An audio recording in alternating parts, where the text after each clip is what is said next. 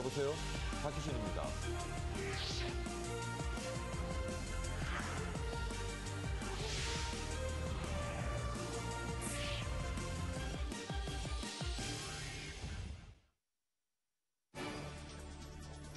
머니24 헤드라인입니다. 뉴욕 증시가 경기 지표가 시장 전망보다 부진하다는 소식에 소폭 떨어졌습니다. 스페인의 한 언론이 스페인의 지난해 재정 적자가 GDP의 7.3%를 기록해 목표치를 달성하지 못했다고 발표했습니다.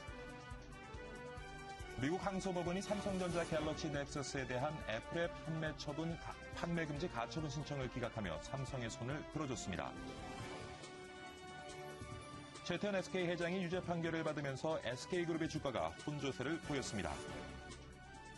쌍용건설 인수 후보로 보였던 홍콩계 펀드 WL이 부적격 대상으로 분류되며 쌍용건설 매각이 어렵게 됐습니다.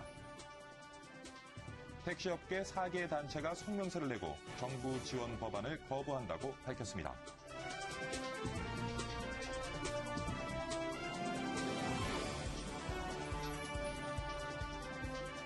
네, 박희준의 여보세요 2월 1일 금요일 2부 시작하도록 하겠습니다. 2부에서는요, 미국과 일본을 중심으로 회복세를 보이고 있는 글로벌 경기 진단해 보도록 하겠습니다. 그리고 어제였죠. 4년의 실형을 선고받고 법정 구속된 최태원 SK 회장의 소식 잠시 후에 살펴보도록 하겠습니다. 먼저 빠르게 글로벌 마감 시황부터 살펴보도록 하죠. 김하빈 외신 캐스터가 준비하고 있습니다. 김하빈 캐스터. 시황센터입니다. 현지 시각으로 1월의 마지막 날인 31일 뉴욕 증시는 경제 지표와 부진한 기업 실적의 하락 마감했습니다. 1월 랠리에 따른 피로감 또한 증시 하락을 이끌었습니다. 미국 경제의 70%를 차지하는 개인 소비 지출은 증가세를 나타냈지만 지난주 신규 실업수당 청구 건수는 전주 대비 3만 8천 건 늘어난 26만 8천 건을 기록하며 시장 전망치를 크게 웃돌았습니다. 뉴욕 증시 마감 상황 살펴보겠습니다. 다우지수입니다. 0.36% 하락하면서 13,860선에서 거래 마쳤고요. 나스닥 종합지수 0.01% 소폭 밀렸습니다. 3,142선에서 거래 마쳤습니다. S&P 500지수 0.26% 하락하면서 1,498 기록했습니다. 유럽도 마감 상황 살펴보겠습니다. 유럽의 주요국 증시는 기업 실적의 악화와 미국 경제 지표의 부진이 악재로 작용하며 하락했습니다. 실적 전망 우려에 영국 제약업체 아스트라제네카는 3.2% 급락했고요. 부진한 주요 기업들의 실적도 증시 하락에 영향을 미쳤습니다. 또한 미국의 실업수당 청구 건수가 늘어나면서 지수에 부담을 더했습니다. 유럽 증시 마감 상황 살펴보겠습니다. 영국 FTSE 지수 0.73% 하락하면서 6,276.88 기록했고요. 독일 닥스 지수 0.45% 밀렸습니다. 7,776선에서 거래 마쳤습니다. 프랑스 캬크 지수 0.87% 하락하면서 3,732.60 기록했습니다. 아시아도 가보겠습니다. 아시아 주요국 증시 혼조 마감했는데요. 일본 증시는 미국의 역성장에도 불구하고 주요 기업 실적 호조에 상승했는데요. 주요 운행주들은 모두 강세를 나타냈고 체계적인 자동차 혼다는 실적 전망치를 낮췄음에도 0.9%나 올랐습니다. 중국 상해종합지수는 최대 구리업체인 장시구리가 급등한 반면 부동산주와 헬스케어주는 약세를 보였습니다. 아시아 증시 자세한 마감 상황 살펴보겠습니다. 영국 항생지수만 홀로 파란불 켜고 있습니다. 0.39% 하락하면서 23,729선에서 마감했고요. 일본 니케이 지수 0.22% 상승하면서 11,138선에서 마감했습니다. 중국 상해종합지수 0.12% 상승했습니다. 2,385선에서 마감했습니다. 네, 환율 알아보겠습니다. 어제 외환시장에서 원달러 환율 소폭 상승했는데요. 3.5원 올랐습니다. 1,089원에 거래 마쳤습니다. 지금까지 시황센터였습니다. 네, 김현민 캐스터 한 주 동안 수고 많았습니다. 지수 중심으로 글로벌 마감 시황 살펴봤고요. 이번에는 머니국의 유재준 기자 전화 연결해서 관련 내용 자세히 한번 분석해 보도록 하겠습니다. 유재준 기자. 네, 머니국입니다. 뉴욕 증시는 경제 지표가 혼조세를 나타낸 가운데 하락 마감했습니다. 개장 전 발표된 고용 지표가 이전보다 좋지 않았고 소득은 증가했지만 소비 경기가 저조한 것이 좋지 않은 영향을 미쳤습니다. 현재 시간으로 1일 뉴욕 증시 다우존스 지수는 전거래일 대비 0.31% 떨어진 13,866.95로 거래를 마쳤습니다. S&P 500 지수와 나스닥 지수는 전거래일 대비 각각 0.24%와 0.01% 하락했습니다. 개장 전 미국 노동부는 지난주 신규 실업 수당 청구 건수가 36만 8천 건을 기록했다고 밝혔습니다.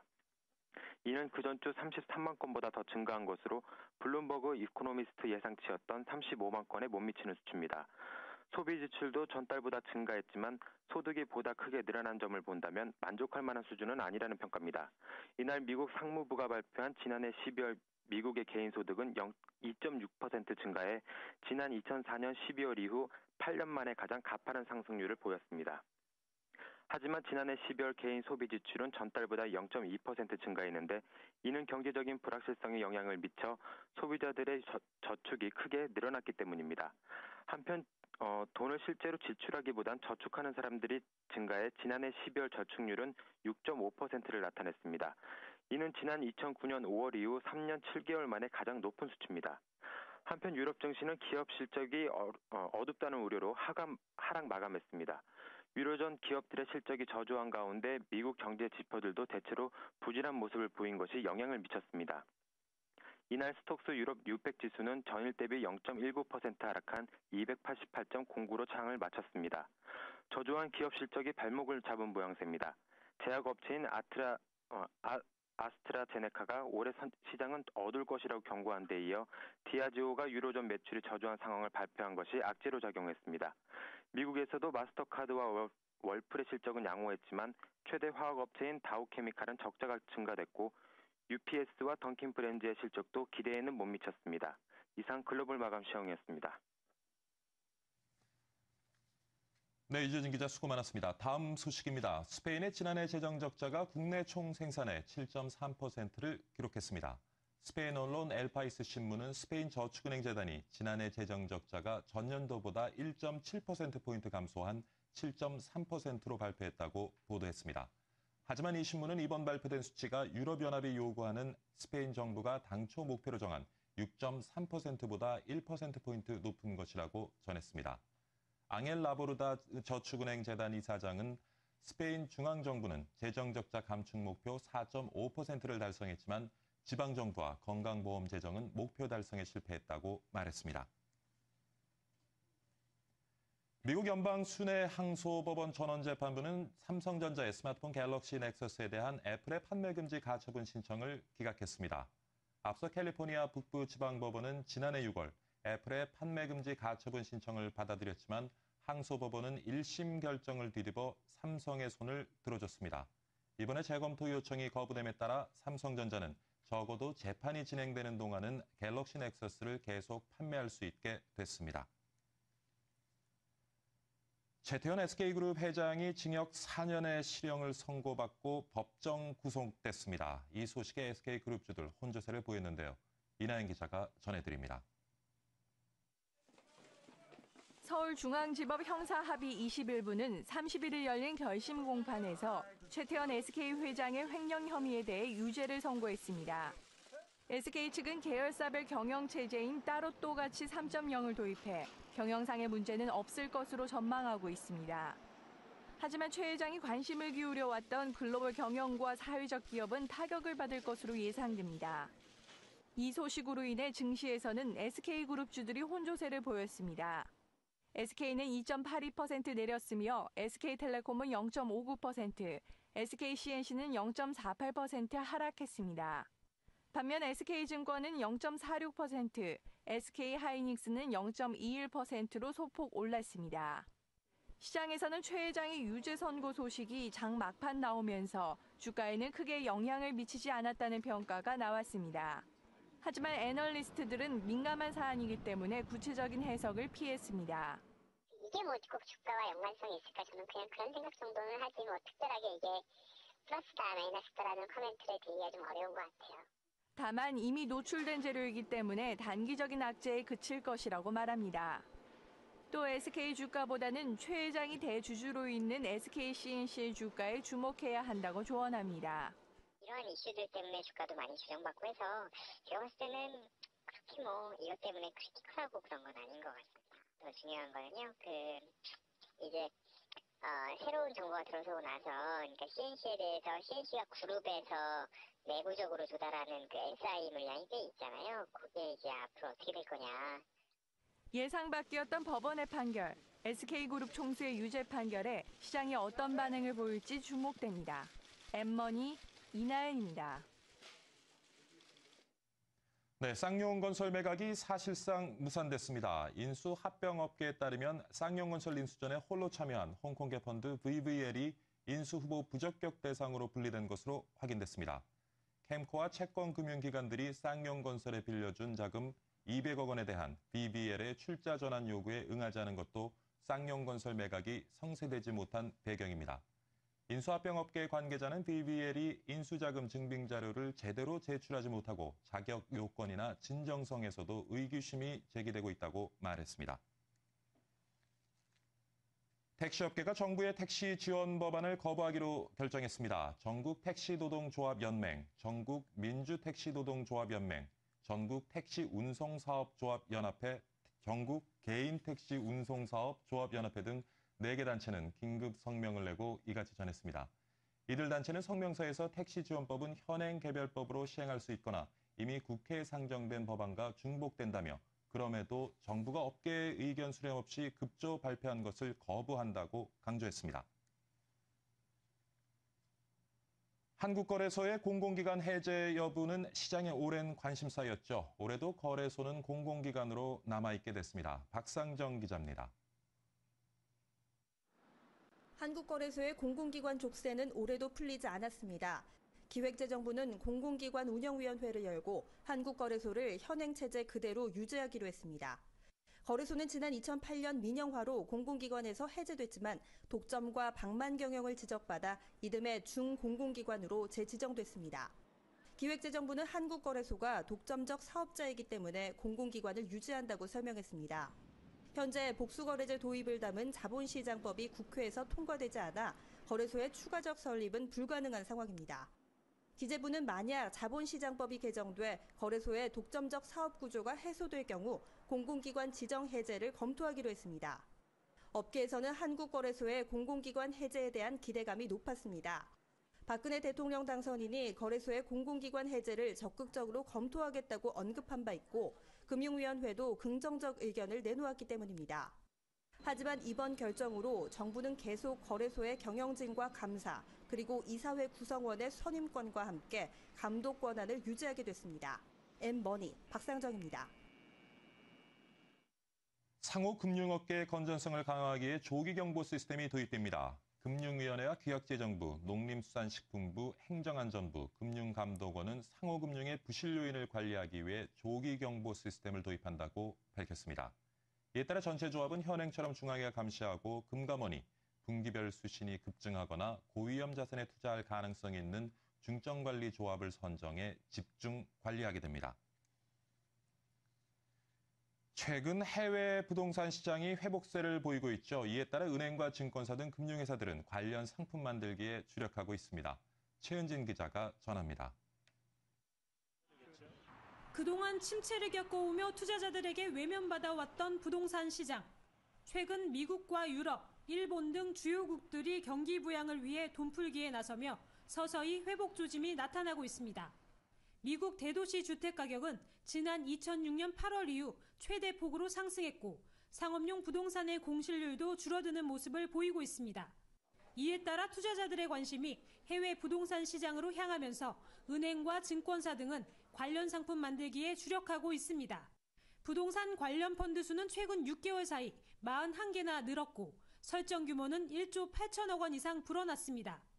미국 부동산 관련 지수를 주식시장에서 사고 파는 ETF를 기초자산으로 하는 상품도 만들어지고 있습니다. 하나대투증권은 미국 부동산 ETF를 이용한 파생결합증권 DLS를 출시했습니다.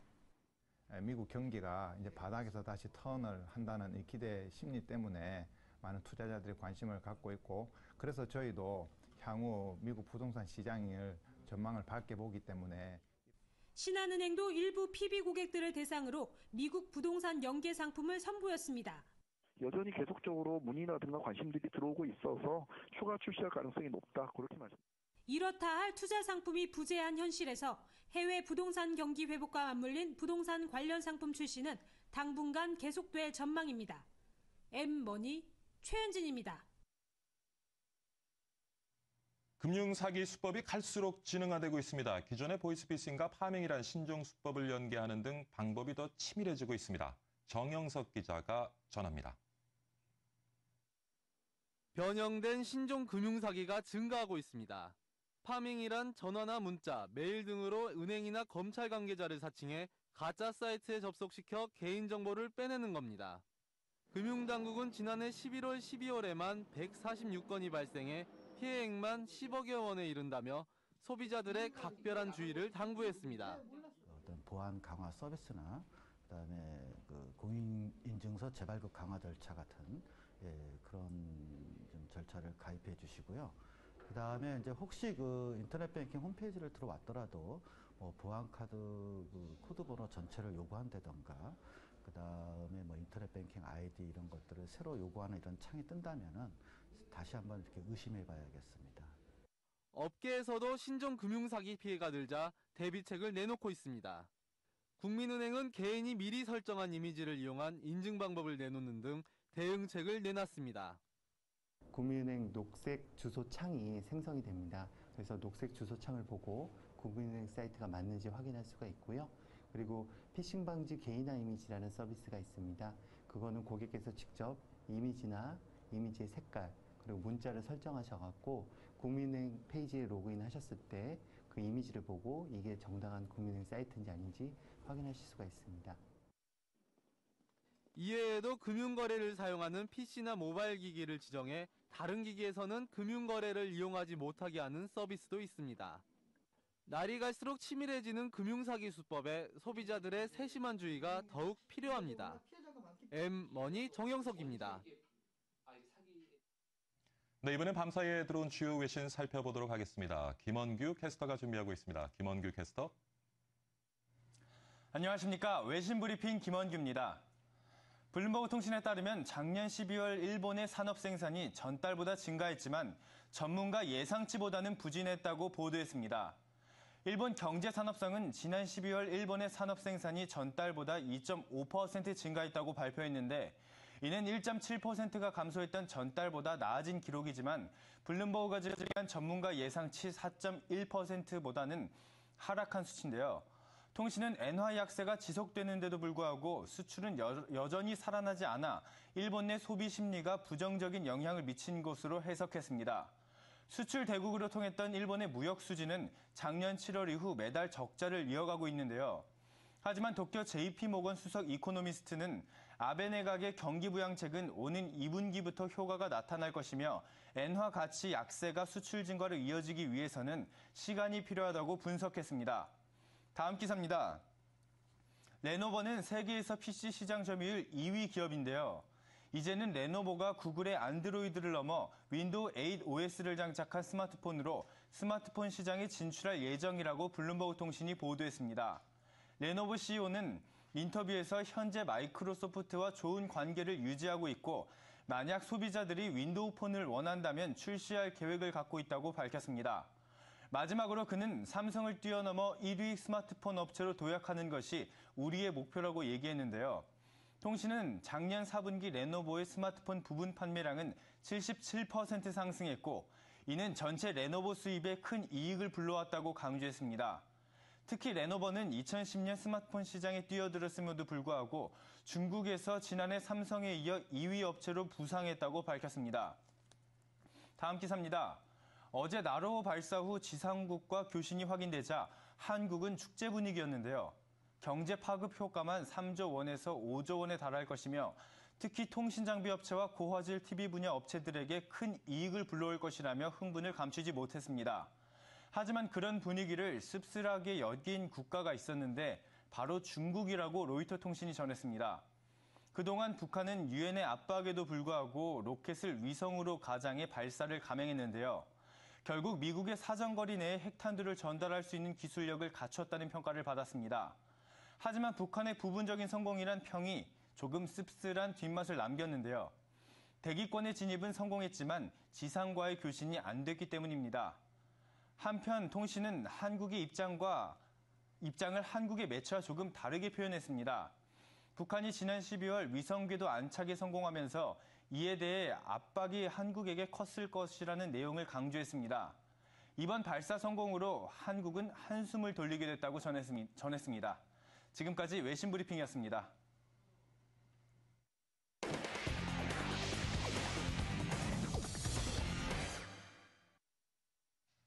네, 이번에 집중관찰 시간입니다. 오늘 종목은요, YG 엔터테인먼트입니다. 오늘은 토로스증권 박준영 차장과 함께 YG 엔터테인먼트가 최근 어떤 이슈를 가지고 있는지 집중 분석해 보고요. 앞으로의 전망과 투자 전략까지도 같이 한번 세워보도록 하겠습니다. 안녕하십니까? 안녕하세요. 네, YG 엔터테인먼트 최근 어떤 이슈를 가지고 있는지요?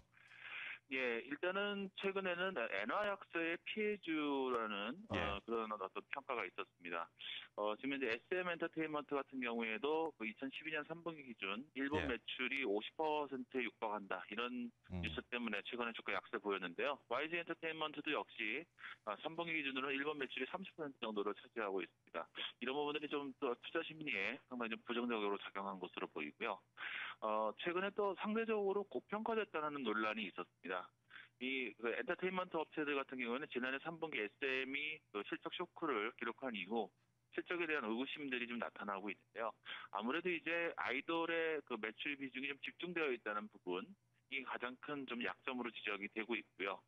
아무래도 이 한류에 대한 어떤 시장의 프리미엄이 많이 좀 붙어 있는 부분 때문에 고평가 논란은 좀 지속되지 않겠는가라고 생각을 하고 있습니다. 올해 초에는 상당히 호재성 기사가 있었죠. 음원 가격을 인상한 부분이 그것인데요.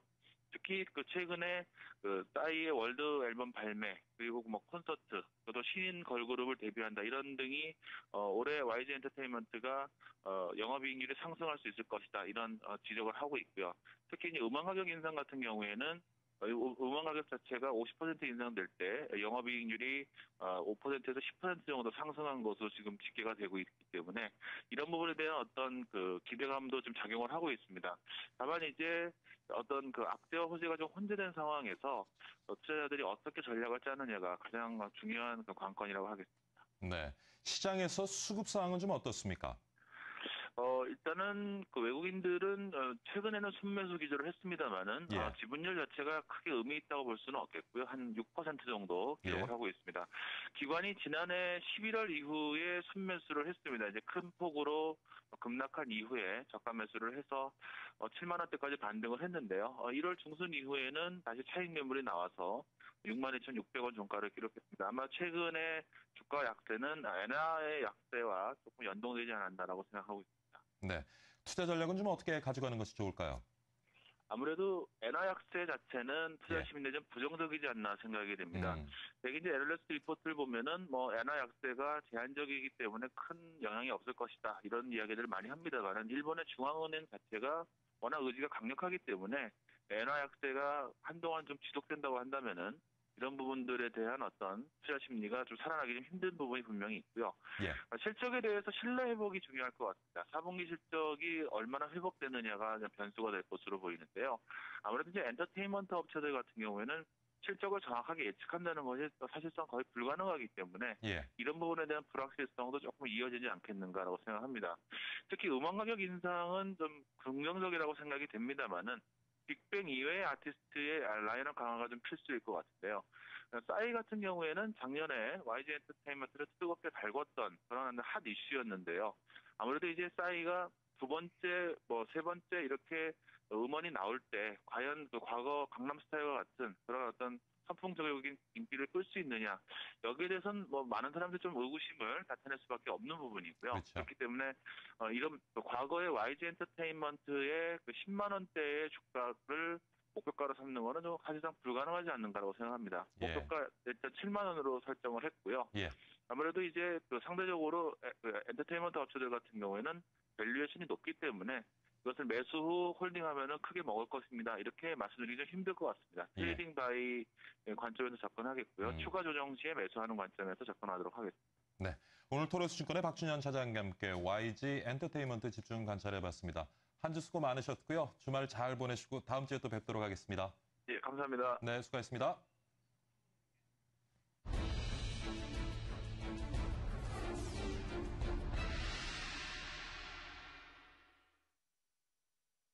네, 어제 최태원 SK그룹 회장이 실형 선고를 받고 법정 구속됐습니다.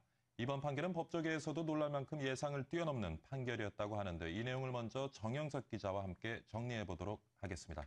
안녕하십니까? 네, 안녕하십니까? 네. 최태원 SK 회장이 받았던 혐의가 무엇인지 좀 살펴봐 주시죠. 예, 그 사건은 최태원 회장이 동생 최재원 수석 부회장과 공모해 SK텔레콤, SKCNC 등 SK그룹 계열 18개사와 예. 베넥스 인베스트먼트에 투자한 2,800억 원 가운데 497억 원을 빼돌린 혐의와 예. 그 그룹 임원들의 성과급을 과다 지급한 것처럼 속여 비자금 139억여 원을 조성한 혐의입니다. 그렇군요. 법정 구속된다고 알려졌는데 정확하게 판결 내용을 좀 살펴볼 수 있을지요? 이번에 판결을 받은 사람 총 4명인데요. 예. 최태원 회장이 징역 4년, 최재원 수석 부회장은 무죄, 그리고 SK 재무팀장을 맡았던 장모 전무는 징역 2년 6월에 집행유예 3년을 받았고 예. 또 애초 사건이 세상에 공개되도록 했던 그 창업투자회사 베넥스 인베스트먼트의 대표 김준홍 씨는 징역 3년 6월을 선고받으며 그 기존에 있던 보석이 취소됐습니다. 네. 그 재판부에서는 최태원 회장에 대해 465억 원의 그 펀드 출자형 선지급금을 사적 용도로 사용한 사실이 인정돼 특경법 위반의 혐의가 유죄로 인정됐고 그 계열사 임원에 대한 추가 보너스 반환 방식에 의한 부회자금 139억 원 5천만 원 조성은 무죄로 선고받았습니다. 예. 이어 형사소송법의 개정 취지와 관련 재판 예규에 따라 실형 선고에 따른 구속 사유가 존재한다면서 그 법정 판단의 법정 구속을 했는데요. 한편 최재원 그 수석 부회장에 대해서는 펀드 출자 등 그 공동 정범으로서의 그 책임을 지울 만한 그 범행 사실이 그 인정되지 않는다면서 무죄를 선고했습니다. 예. 그 사실 최 수석 부회장은 자금 유출에 관한 지시를 본인이 했다고 자백한 적이 있었는데요. 재판부에서는 펀드 출자의 경위나 내용, 유출 자금의 사용 관계에 비춰봤을 때 신빙성이 없다고 판단했습니다. 판결 내용을 좀 살펴봤는데 사건 발생부터 어제 법원 판결이 내려지기까지 그 사건 일지를 좀 정리해 주시기 바랍니다. 예, 사건의 시작은 2010년 9월로 거슬러 올라갑니다. 예. 그 검찰이 주가 조작 혐의로 글로벅스 사무실을 압수수색하면서 일이 벌어졌는데요. 이 때문에 2011년 3월 그 박성훈 글로벅스 대표와 공모한 혐의로 SK그룹의 계열사 상무 출신인 김준홍 씨가 대표로 있던 그 베넥스 인베스트먼트도 압수수색을 당하게 됩니다. 그 김준홍 대표의 금고에서 170억 원짜리 수표하고 그 최태원 SK그룹 회장 형제의 그런 옵션 투자금 흐름표가 발견됐는데요. 결국 그 박성훈 글로벅스 대표는 주가 조작 혐의로 구속됐고 그 최태원 회장이 선물 투자로 수천억 원의 손실을 입은 것이 사실로 드러났습니다. 이어 5월에는 김준홍 베넥스 인베스트먼트 대표가 주가 조작 혐의로 구속됐고 글로벅스는 상장 폐지를 당하게 됐습니다. 그 김준홍 대표의 금고에서 발견된 수표 중 173억 원이 그 최재원 SK그룹 부회장 것으로 판명됐고 검찰은 SK그룹의 주요 회사 10여 곳을 압수수색하게 됩니다. 결국 2011년 12월 최태원 회장과 부회장은 검찰에 출석하는데요. 최태원 회장은 8년 만에 검찰에 출석한 셈이었습니다.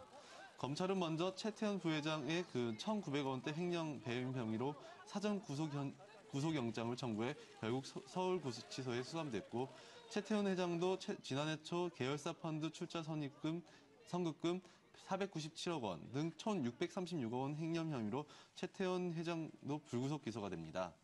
결국 지난해 2월부터 1차 공판이 시작됐는데요. 31차례 공판이 진행돼 지난해 11월 검찰은 최태원 회장에게 징역 4년을 구형하고 부회장과 김준홍 대표에게 각각 5년형, 그리고 SK그룹 장모 전무에 대해서 징역 3년형을 구형합니다. 대선이 끝난 직후인 12월 21일 그 서울중앙지법 형사합의 21부는 선고 공판을 2012년 12월 28일에서 올해 어제였죠. 1월 31일로 연기했고 앞서 말씀드린 대로 어제 최태원 회장은 징역 4년을 선고받았고 최재형 부회장은 무죄, 장모 전무는 징역 2년 6월에 집행유예 3년, 그리고 김준홍 대표는 징역 3년 6월을 각각 선고받았습니다. 이로써 그 최태원 회장은 법정 구속이 됐고 그 보석으로 풀려났던 김준홍 대표는 보석이 취소되고 다시 재수감이 됐습니다. 네, 지난해 이제 김승현 회장, 올해는 최태원 회장. 지금 일부 법조인들도 당혹스러울 만큼 좀 강도 높은 판결이었다라는 얘기도 있고요. 재계에서 반발이 좀 있을 것 같은데요. 예, 그동안 재계 총수들에게 그 법정 실형을 살게 하는 경우는 드물었었는데요. 예. 지난해부터 경제 민주화 바람이 불면서 대기업의 비리 부패에 대한 사법당국의 강력한 사법당국이 엄격한 잣대를 들이밀고 있습니다. 예. 물론 비리 혐의가 있어 합당한 처벌을 받는 것은 맞지만 혹여나 판결로 그 기업 운영에 차질이 생길까 걱정하는 시각이 많은데요. 예. 어제 관련 단체들은 일제히 우려의 목소리를 냈습니다. 예. 정견위원은 최근 반기업적 정서가 퍼지고 있어 우려스럽다면서 논평을 내놓기도 했고 대한상공회의에서도 논평을 통해 대내의 경제 환경이 매우 어렵고 수출과 내수 회복이 절실한 상황에서 실형 선고를 받게 돼 안타깝다고 했습니다. 대한상의도 이번 판결로 인해 그동안 그룹에서 진행해온 일자리 창출을 위한 사회적 기업 활동과 지배구조 개선 작업들이 영향을 받지 않을까 우려된다면서 기업 활동을 통해 국가 경제 발전에 기여할 수 있도록 추후 선처가 있기를 기대한다고 덧붙였습니다. 네, 정현숙 기자 수고 많았습니다. 네, 감사합니다. 예. 최태원 회장의 법정 구속이 알려지면서 SK 주가도 하락하는 모습을 보였는데요. 시장에서는 SK그룹주들이 단기간 오너 리스크 악재를 피하기는 어려울 것으로 전망하고 있습니다. 자세한 내용 동양증권의 박진희 차장 전화 연결해서 알아보도록 하겠습니다. 안녕하십니까, 차장님. 네, 안녕하세요. 네. 사실 최태원 회장의 구속은 이번이 두 번째죠. 2002년 2월 SK글로벌 분식회계 당시 배임 혐의로 또 기소된 바 있고요. 당시 주가 모습은 어땠습니까? 네, 그 당시 SK글로벌이 급락할 때 저도 시장을 똑똑히 기억하고 있는데요. 예. 사실 그 당시에 상당히 급락은 많이 했었습니다, 초반에. 근데 그 이후에 갑자기 외국인들 매수세와 함께 급등을 하면서 시장을 리드했던 그런 기억이 있어서 저도 그 당시에 급락할 때 살 걸 이렇게 하면서 후회를 예. 했던 기억이 지금도 있는데요. 예. 그 당시에 일단 주가는 단기적으로는 쇼크 상태로 상당히 급락을 많이 했었지만 바로 좀 강하게 매수세가 유입이 연속적으로 들어오면서 오히려 더 많이 상승했던 기억이 있습니다. 그렇군요. 그렇다면 이번에는 SK 관련주 주가 어떤 방향으로 좀 움직일 것으로 보이는지요? 사실 지금 최종 판결은 아니고 그렇죠. 1심 판결이고 또 항소할 것으로 알려짐에 따라서 예. 일정 부분에 대한 심리적인 리스크는 좀 있겠습니다만은 이미 최태원 회장이 지난번에 후손으로 물러난 발표를 했고요. 일단은 후손에서 계속적으로 좀 대기하고 있었던 상태가 되고 있기 때문에 실질적인 경영 공백에 대한 그런 리스크는 개인적으로는 좀 크지 않다라고 생각을 하고 있습니다. 오히려 지금 지주회사로 전환된 상태에서 각자 다들 살아가고 있는 그 기업별로 흐름들이 좀 나타나고 경영진들이 다들 잘 해주고 있기 때문에 오히려 지주회사 체제로서의 조금 도움을 받는다고 할까요? 이번 사건으로 인해서 이런 부분들로 인하면 일단 단기적인 충격이 그치지 않을까 심리적인 왜냐하면 어제 같은 경우는 주가가 일시적으로 상승세에 있던 종목들이 SK그룹주들이 그 뉴스가 전해지면서 하락하긴 했습니다만은 생각보다는 하락폭이 얕았고요.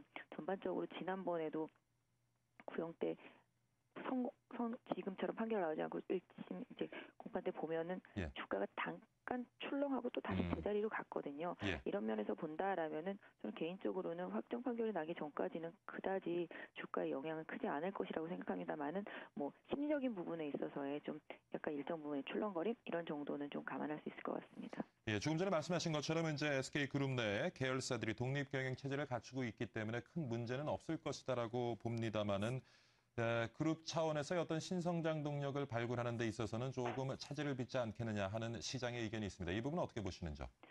그런 부분들도 다시 제가 볼 때는 원론적인 얘기라고 생각을 하고 있습니다.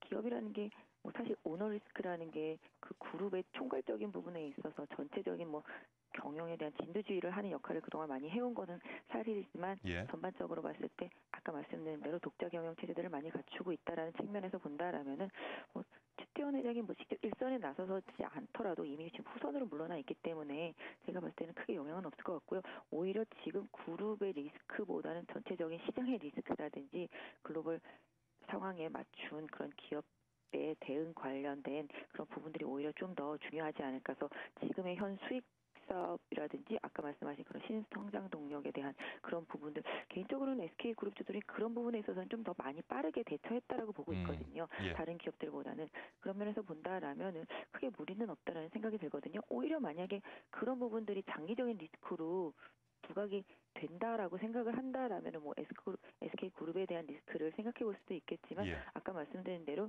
최근에는 대기업 총수에 대한 그런 지배력이 좀 많이 조금씩 분산되는 그런 흐름들이 나타나고 있습니다. 과거 현대차에서도 보셨겠지만 이건희 회장 같은 경우도 마찬가지고 이번이 조금 약간 좀 세다고 일각에서는 많이 얘기를 하고 있긴 한데요. 전반적으로 본다라면은 저는 개인적으로 그 부분에 대해서는 크게 크게 공감하지는 않을 것 같습니다. 예.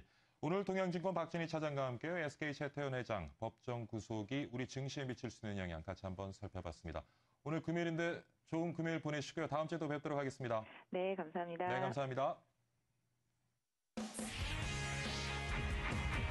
대한민국 최고의 명품 경제 프로그램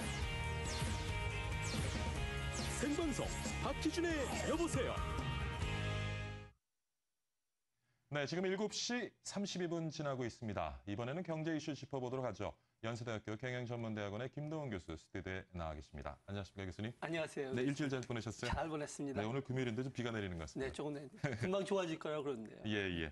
자, 오늘은 좀 글로벌 경기 진단해보는 시간 가져보도록 하겠습니다. 지금 지난해 4분기 미국 GDP 성장률 예상치 못한 반전을 보이고 있습니다. 사실 뭐 4분기 실적이 좋지 않을 것이라고는 예상을 했지만 마이너스 성장까지 시장이 예측하지는 못했던 것 같고요. 어떻습니까?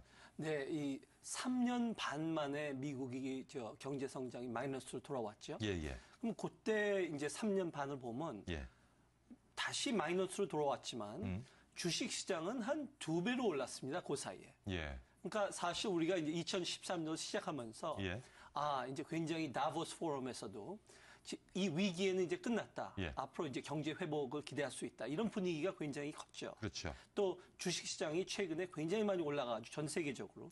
설마 그리스도 최근 1년 사이에 한 2배 올랐습니다. 그러니까 이게 한국만 아니고 미국만 아니고 전 세계적으로 이제 이 위기는 지났으니까 주식시장이 좀 굉장히 많이 올라간 이런 모습을 보면서 근본적인 여기에 이제 이슈가 이 주식시장 랠리가 정말 경기 회복 뒷받침된 그 이 지속 가능한 랠리냐 아니면 이 주식시장 랠리가 좀 너무 앞서 나간 게 아니야. 이게 이제 질문이죠. 근데 이제 여기에 이 큰 이슈가 그 경제 전망을 지금 보면 지금 미국이 한 2% 선에서 쭉 오다가 이번에 이제 마이너스로 돌아왔지 않습니까? 근데 여기에 이제 보면 실제로 그 이 기업 투자 그러니까 고용이 되고 또 고용이 임금 증가 그 임금 증가를 통해서 또 소비 이런 순서보다 지금 이제 갈수록 이게 그동안 양적 완화를 중앙은행들이 단행한 게 갈 데가 없다 보니까 이게 역시 금융자산 시장으로 모인다. 그러다 보니까 금융자산 가치는 올라가지만 그 뒤에 실물 경제 증가가 뒷받침되는 거에 의심이 가면서 이렇게 계속되면 이 주식시장 랠리도 이게 결과적으로 버블 현상 될 수밖에 없고 또 이러다 보면 굉장히 위험한 거 아니냐 이런 그 의심이 저는 개인적으로 더 커진다고 보고 있습니다. 그렇군요. 사실 어제 이제 미국 GDP 발표가 되면서 마이너스 성장률을 보였는데 그럼에도 불구하고 뉴욕 증시도 크게 뭐 영향을 받지는 않은 것 같고요. 이제 뭐 시장의 의견들을 보면은 미국의 지금 경제 지표들이 그렇게 나쁘게 나오지 않으니까 결국 실물 경제도 좋아지지 않겠느냐. 그리고 금년에는 한 2%대 성장을 이어갈 수 있지 않을까 하는 의견이 있는데 미국의 실물 경기 어떻게 좀 좋아지려고 여기에 보시는지. 이제 미국은 아시다시피 지금 70%가 소비입니다. 개인 소비. 자, 개인 소비가 증가하려면 소득이 생겨야 되고 또 그 소득은 기업 투자와 고용 통해서 생기지 않습니까? 근데 우리가 지금 보면 지금 미국의 지금 그 재정 적자를 통해서 지금 공화당하고 민주당하고 늘 지금 싸우고 있지 않습니까? 합의를 못 보고 있고 여기에는 결과적으로 지출을 줄일 거고 세금을 올릴 수밖에 없는 현상이거든요. 그러면 이 세금이 올라가고 지출이 줄어지면 이번에도 정부 이 지출이 많이 떨어져서 마이너스 성장에 영향 많이 간 거 아닙니까? 아마 국방비 삭감이 또 큰 역할을 했다라고 이게 보더라고요. 바로 지금 정부 지출이 갈수록 줄어질 수밖에 없다는 현상이고요. 동시에 개인 세금을 올릴 수밖에 없습니다. 그러면 여기에도 역시 이 개인 소비에 부정적인 영향을 줄 수밖에 없거든요. 이런 현상을 기업들이 볼 때 장기적인 투자하는 게 위축이 될 수밖에 없거든요. 그러니까 기업들은 이 정부가 개인 소득을 좀 증가하는 것을 기대를 하고 있고 또 개인들은 기업 투자를 기대하고 있으니까 양쪽에서 지금 팽팽 기대만 하고 있지 실제로 먼저 누가 나서서 예. 이거 기업들이 나서서 투자해야 되는데 이런 정망 또 이런 정치 그 싸움 과정에 예. 이 기업들이 이런 그 세금은 어차피 올라갈 거고 예. 소득이 줄어질 수밖에 없는 입장에서 이 큰 돈을 투자해가지고 장기적으로 이 투자하는 게 굉장히 걱정스럽죠. 자, 이거를 우리가 이제 은행 지표를 보면 예. 은행에 지금 쏠린 예금은 증가하지만 예. 은행 대출은 증가 전혀 안 하고 있습니다. 예. 은행들도 물론 양적 완화 통해서 돈을 더 많이 받지만 이 돈을 개인이나 기업들한테 대출해 줄 때 근본적으로 더 신뢰감이 가야 되거든요.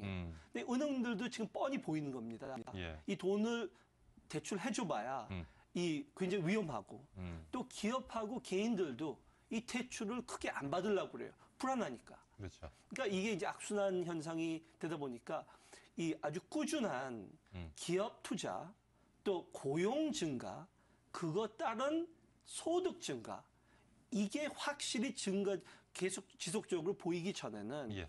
이 굉장히 많이 올라온 주식 시장이 굉장히 좀 위험하고 예. 시청자들한테 이 랠리를 쫓아가는 거가 예. 물론 지금 예금 이자율이 아주 낮고 예. 쫓아갈 의욕은 많이 생기죠.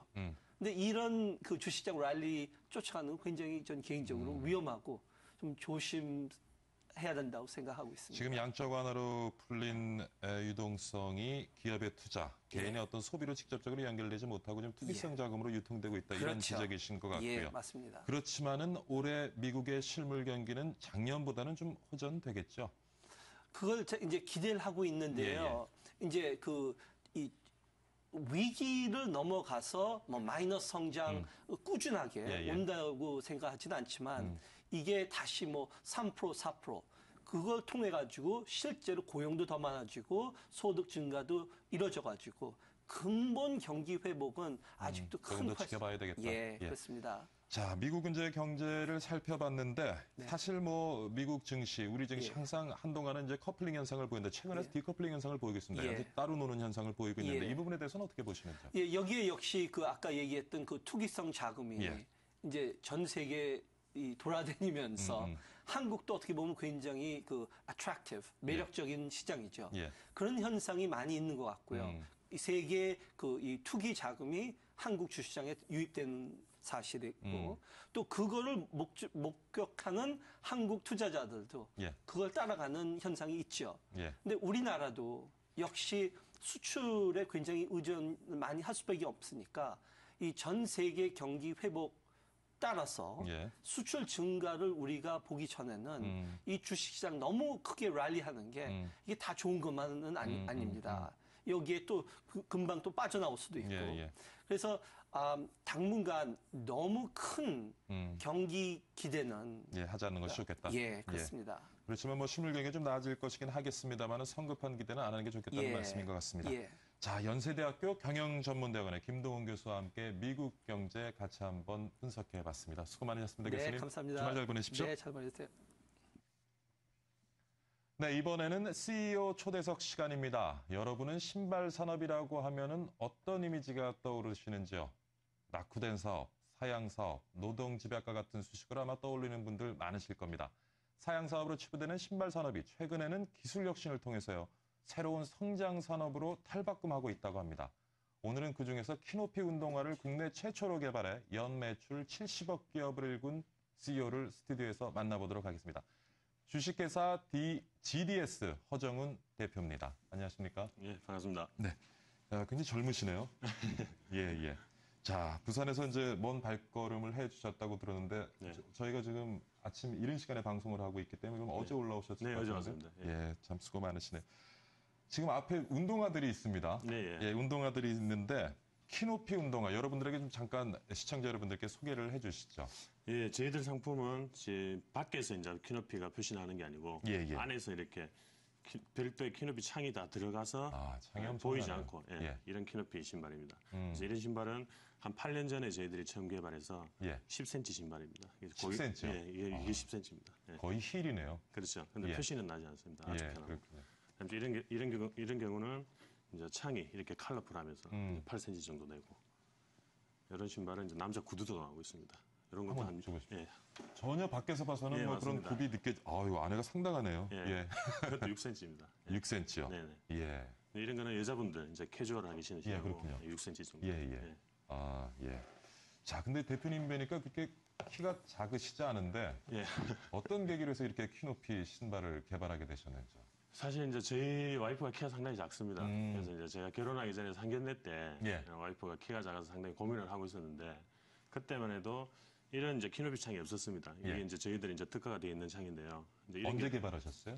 이게 한 7, 8년 됐습니다. 꽤 오랜 시간이 그렇죠. 지났죠. 그래서 이런 게 없었기 때문에 EVA를 갖다가 그냥 이런 EVA를 잘라서 제가 안에다가 넣어서 끼워주게 됐는데 그 신발을 신고 나서 상당히 좋아했습니다. 좋아하고 끝나고 나서도 그 신발을 좋아했고 근데 그때만 해도 이렇게 안에 보이는 키높이는 없었고 밖에만 보이는 이제 통굽식의 이제 키높이가 있었는데 상당히 좋아해서 제가 그때 사업을 하고 있었을 때 이게 좀 괜찮겠다 이제 이런 생각이 들어서 이제 하게 됐습니다. 아내에 대한 사랑이 결국 이런 사업의 성공을 일궈냈군요. 시청자 여러분들도 아내 많이 사랑하시기 바랍니다. 자, 근데 이렇게 새로운 아이디어를 가지고 어떤 새로운 제품을 만들다 보면 시행착오도 많이 겪으셨을 것 같고요. 또 어려움도 있으셨을 것 같은데. 그리고 기존에 없던 제품이니까 이런 새로운 제품을 개발한 다음에 시장에 소개하면서 소비자들을 어떻게 좀 확보하려고 하면 어려움도 있었을 것 같습니다. 맞습니다. 그 연구개발 과정에서도 그렇고 생산 과정에서도 그렇고 제가 한 10군데 공장을 찾아가면 처음에는 다 반대했습니다. 이거 안 된다. 수요가 있겠느냐. 누가 키높이 신발을 신겠느냐. 또 장비비도 안 나온다.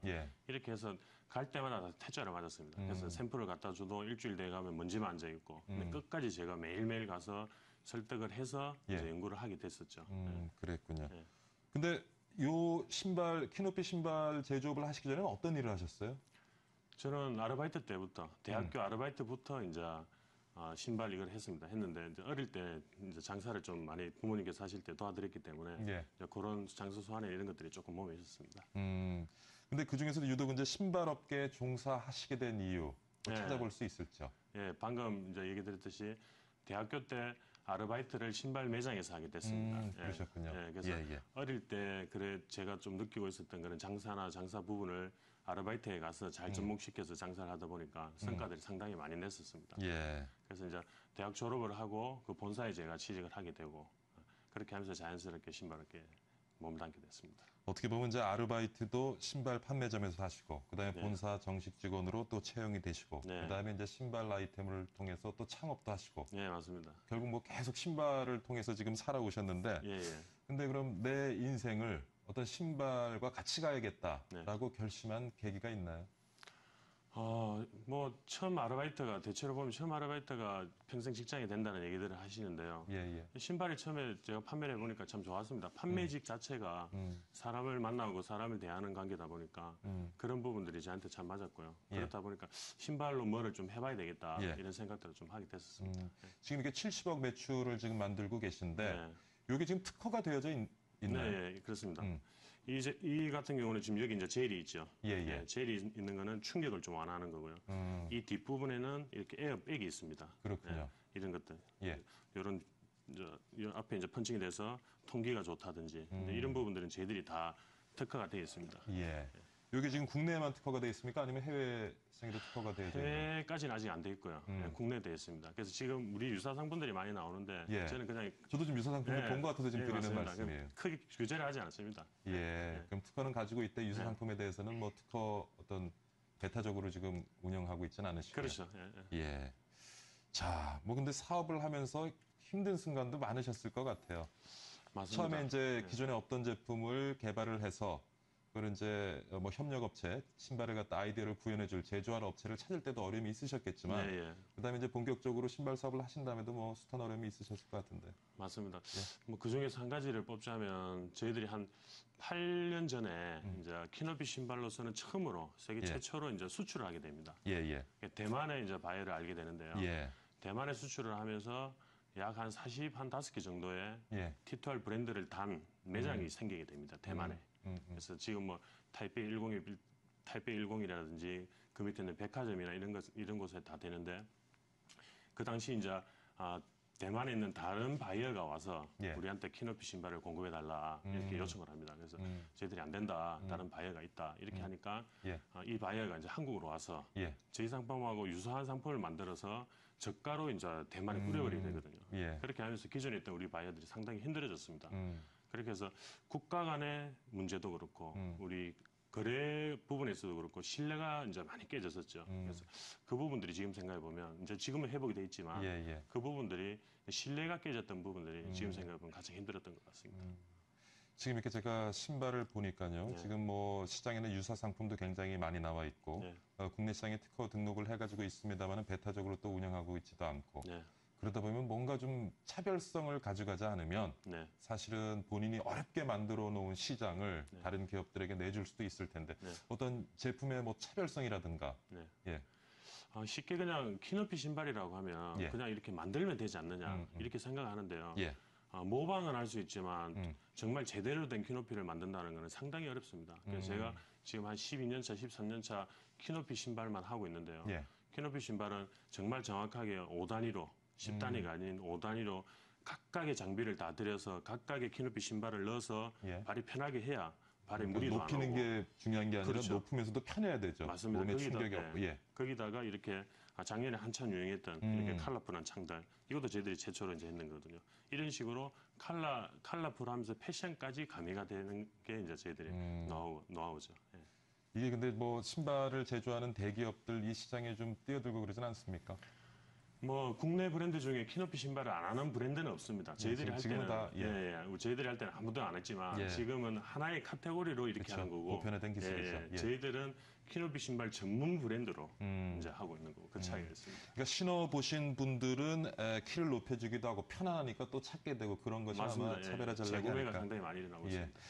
벌써 그 젊으신 나이에 70억 기업을 일구고 계신데 앞으로도 또 꿈이 많으시죠? 예, 맞습니다.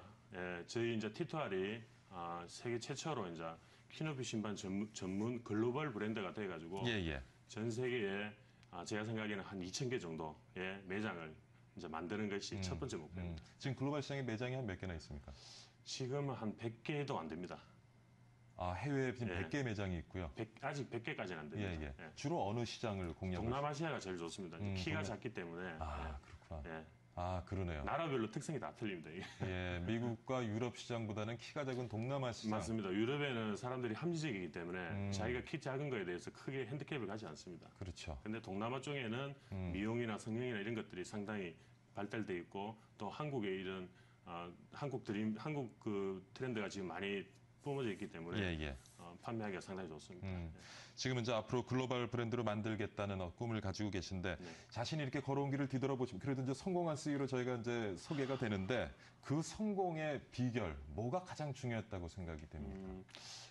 저희 이 티토알이 처음에 제가 창업을 할 때는요. 노트북 하나하고 차 한 대하고 디지털 카메라 이 한 개로 시작을 했고요. 인터넷 시장에 제가 신발을 팔아보자 했을 때 안 된다. 뭐 교환도 있고 이거 어떻게 할 거냐 안 된다 해서 샘플도 주지 않았습니다. 그리고 키높이 신발을 연구하고 만들어보자 했을 때 개발실과 공장에서는 그 타산 안 나온다. 신어봐야 누가 신겠느냐 이렇게 했지만 지금은 번듯한 저희들 사옥도 생기고 그다음에 인터넷 시장에서 많은 매출을 내고 있고 키높이 신발 한 개로 지금 이렇게 많은 결과물을 내거든요. 이제 그 동안의 열정이라든지 이 노력들이 아마 여러분들이 많은 저에게 이제 좋은 평가를 해주시는 것 같습니다. 오늘 이제 창업을 준비하시는 젊은이들도 오늘 이제 대화 내용을 들으면서 도전 정신 가지고 열정을 가지고 임하는 게 굉장히 중요하다는 생각이 맞습니다. 듭니다. 오늘 이런 시간 출연 많으셨고 어제 부산에서 올라오셨는데 바로 내려가십니까? 오늘 내려가요. 오늘 대화 즐거웠습니다. 감사합니다. 감사합니다. 네, 박희준의 여보세요. 오늘 준비한 내용 여기서 모두 마치도록 하겠습니다. 오늘 금요일이고요. 내일부터 주말입니다. 주말에 좋은 계획 세우셨는지 모르겠습니다. 비는 내리지만 키높이 운동 한번 신어보시고 나들이 한번 해보시면 어떨까 생각됩니다. 주말 잘 보내시고요. 저는 월요일에 다시 건강한 모습으로 찾아뵙겠습니다. 시청해주신 여러분 정말 감사드립니다.